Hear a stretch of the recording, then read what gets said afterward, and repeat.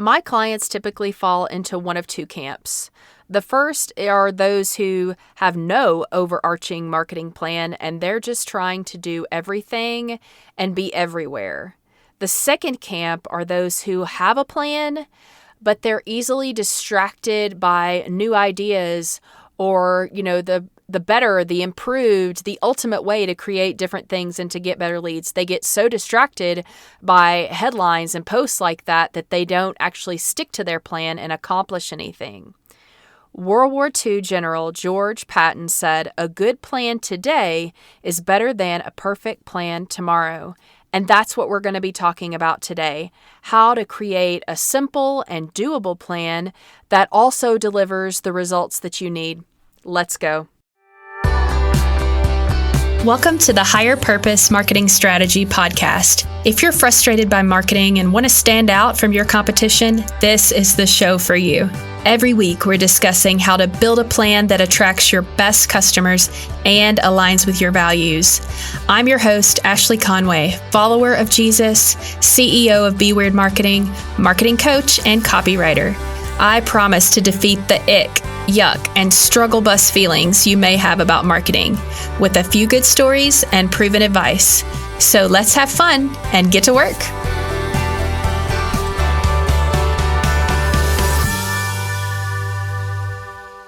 It's hard to overestimate the importance of planning. Let's just take the popular example of a road trip, right? So I'm in Utah. Let's say that I'm driving to Kentucky. That's where I'm from.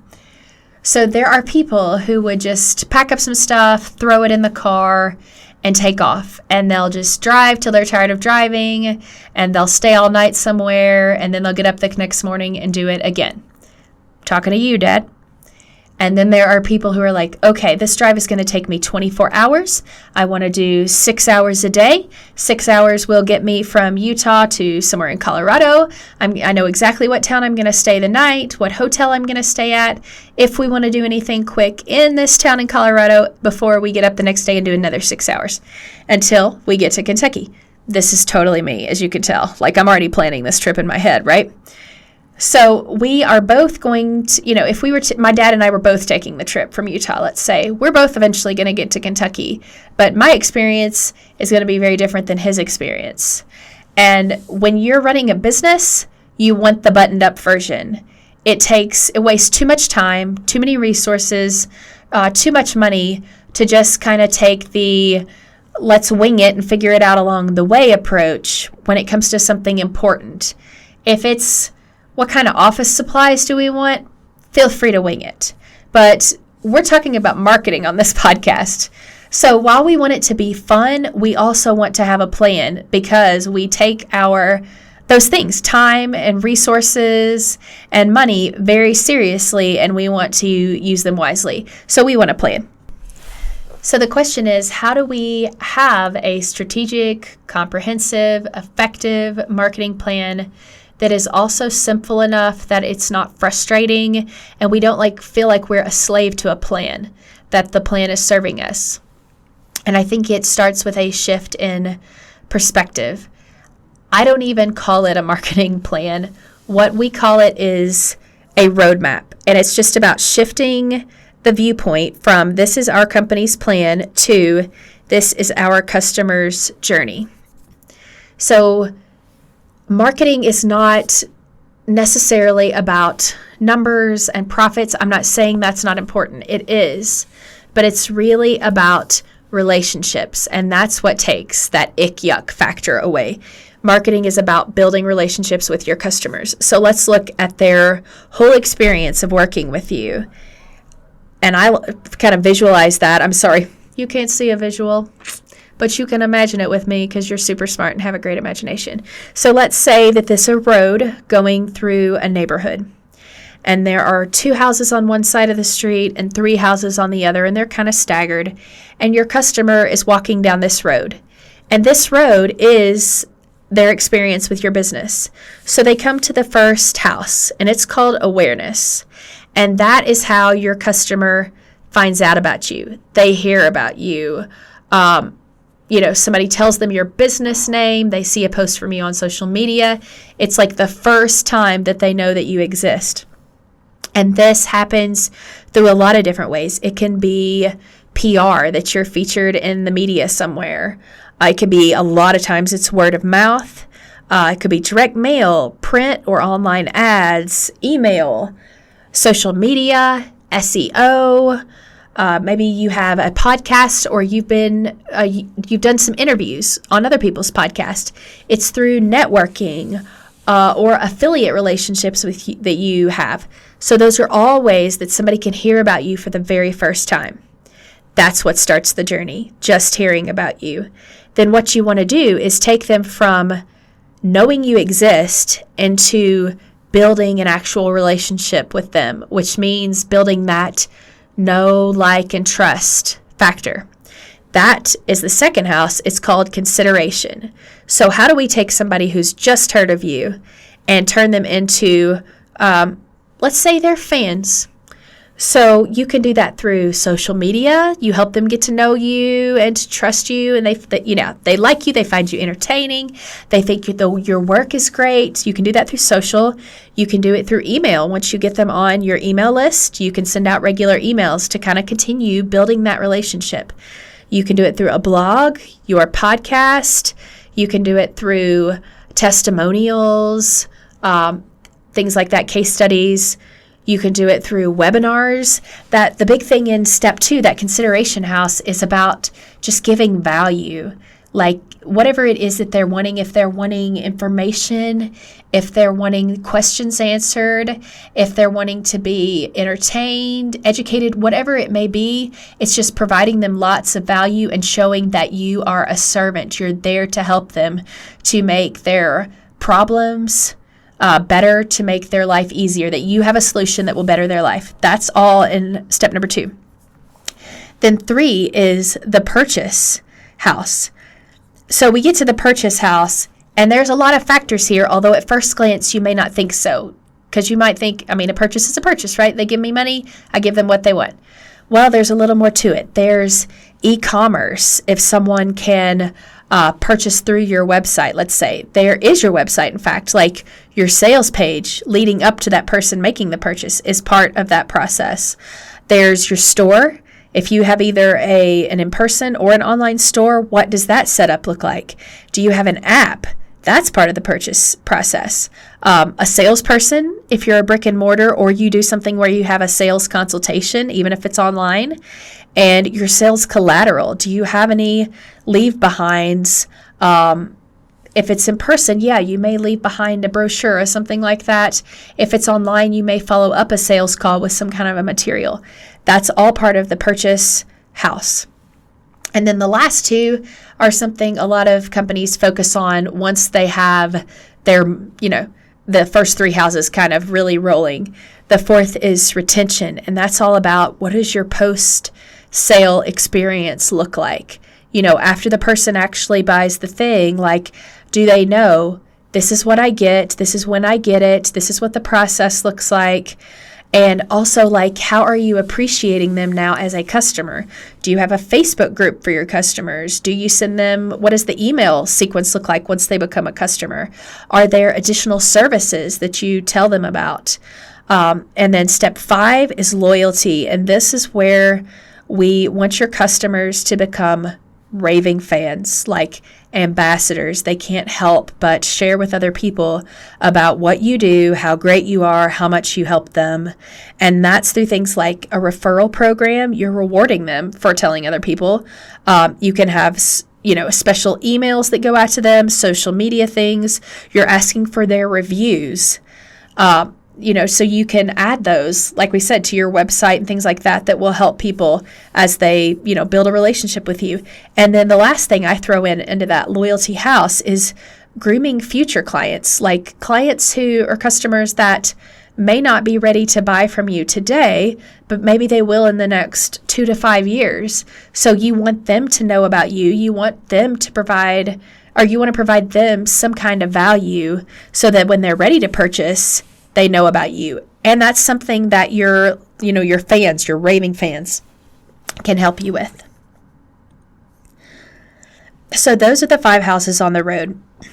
Now, for a simpler version, because, we're still talking about a simplified plan.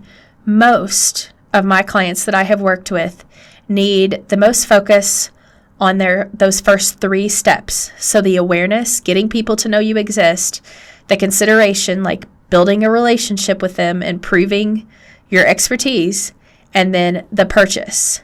Because somewhere along the way, there's usually a problem that you can identify. Like, we're not getting enough people to know who we are. Like, we just don't have the recognition in our market that we want. There's too many people that just have no clue who our company is. When they think of what we do, maybe they think more of one of our competitors. We don't want that. We want them to think of you. So that is all about awareness, because we need, when someone thinks about whatever service you offer, if it's lawn care, if it's a spa and salon, if it's an online business, whatever that is, we need them to think of you. So they either need help there, or it's the consideration phase. Like, a lot of my clients like to go from, you've heard about us, now buy. And that doesn't necessarily work. Like, compare it to the dating world. You don't meet someone for the first time like, hey, I'm Ashley, let's go on a date. There has to be some kind of warm up in there, right? Like, because if somebody is meeting me and asking me to go on a date, now granted, this has been so long because I've been married so long. Let's rewind and imagine that I was back in the dating world. If somebody introduced themselves to me and said, would you like to go on a date this weekend?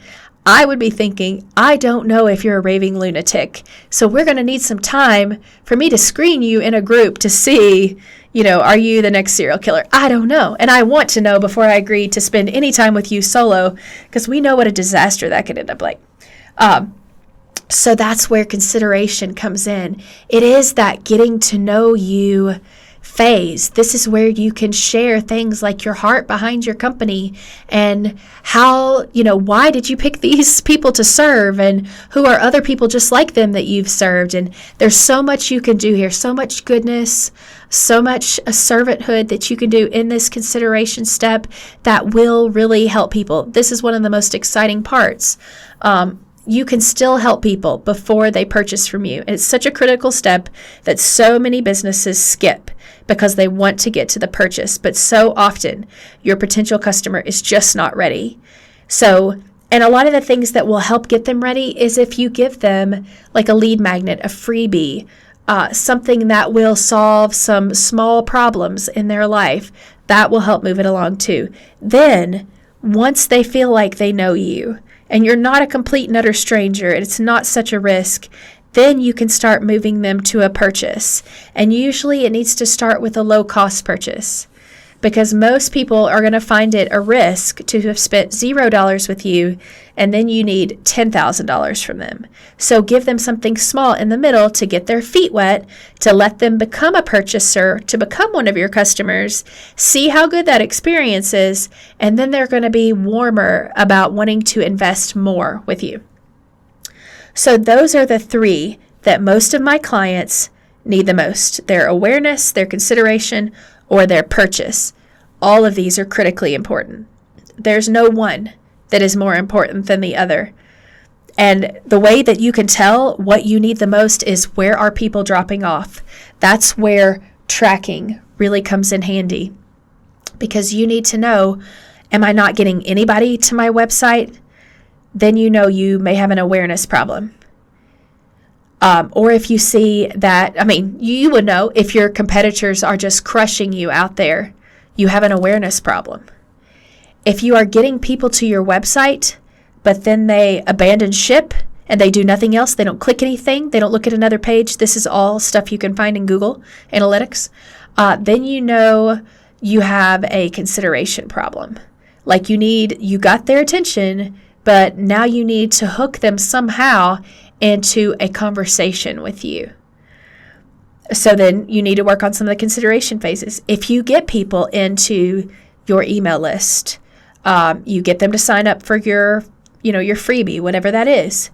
So you start talking to them, but you can't get them to click on a link to purchase anything. Let's say you send emails and you're featuring a product in there, and it's just really, really low. Any of the click-throughs are really, really low. You know that you have somewhere a purchasing problem, or it could be a consideration problem, honestly, because either you haven't given them enough value that they're willing to make a small purchase with you, or let's say that they are clicking on the button. They're going to your sales page for whatever the product is, but they're not buying.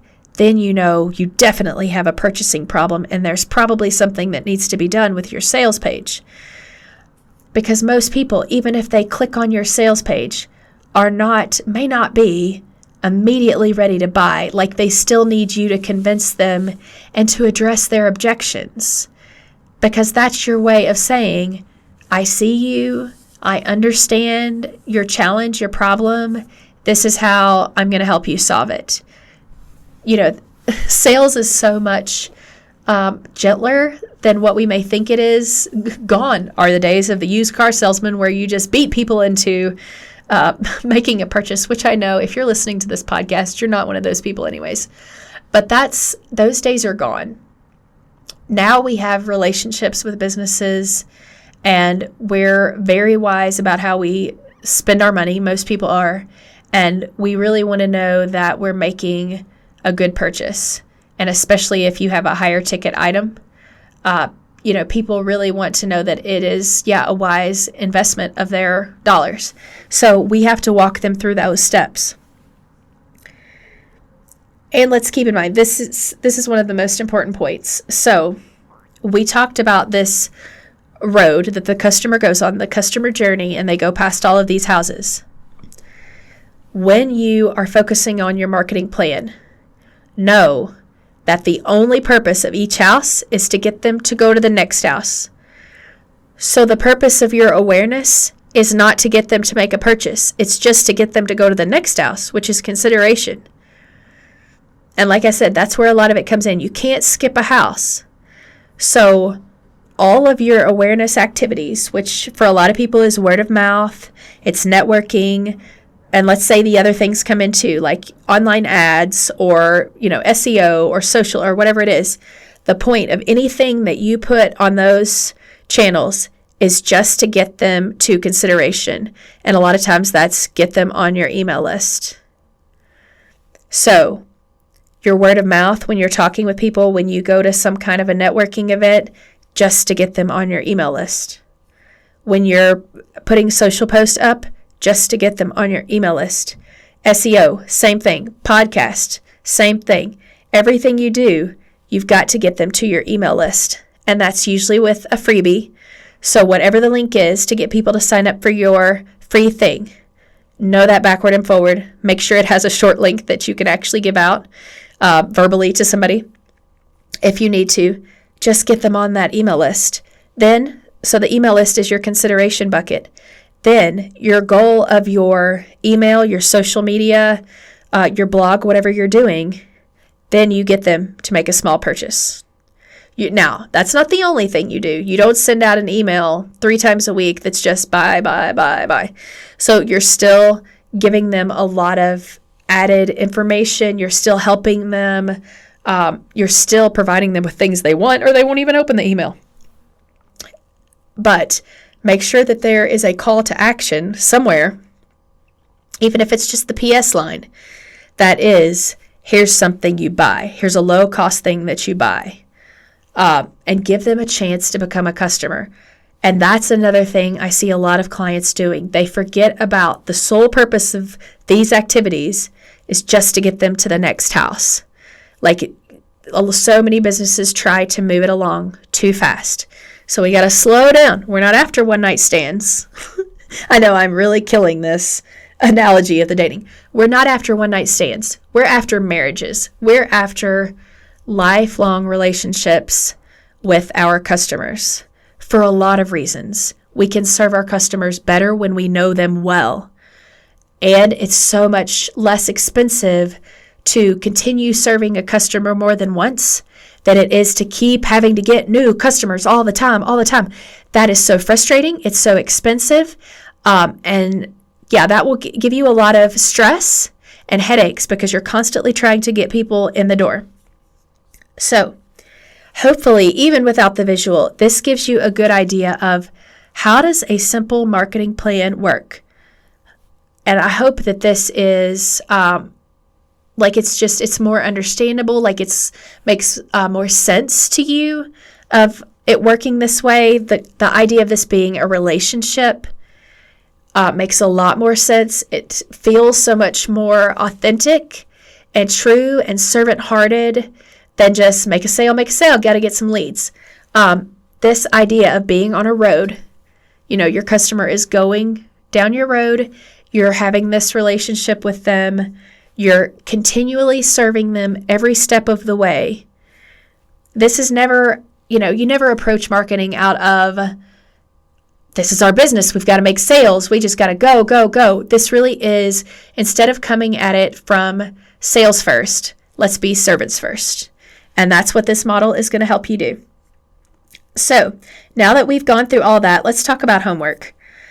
I'm going to borrow a concept from Kendra Adachi. She is the lazy genius. She's an author, podcaster. And one of her principles is called start small. And that's what we're going to do. I never want you to listen to an episode and walk away like I do walking away from Instagram sometimes, where it's like, oh my gosh, there's so many things I'm not doing right. I feel like such a failure. I need to just, it's like the black trash bag. I just need to stuff everything in a black trash bag, throw it out, start from scratch. I never want you to feel like that. Small wins are really huge wins, and small wins are things that you can sustain. They will make a difference, and you will progress so much better than if you try to scrap everything and start from scratch. Now, that's what's overwhelming. So let's start small. Look at the first 3 houses with your team. So as a reminder, we're going to look at what do we do for awareness? How do people know we exist?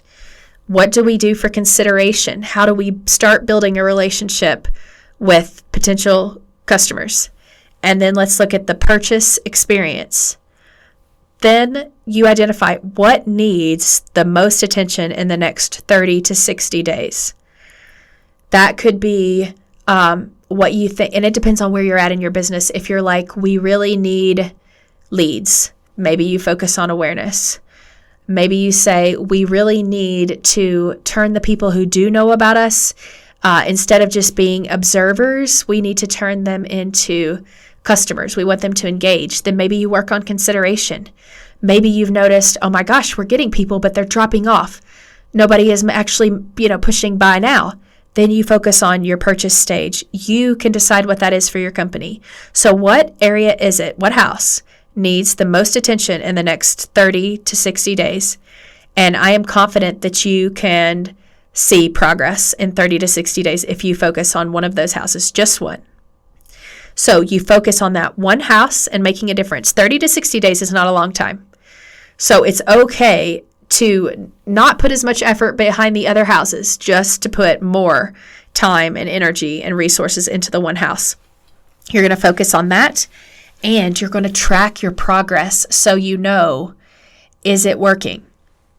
Are the differences, are the things that we're putting in place, the changes we're making, are they having an impact?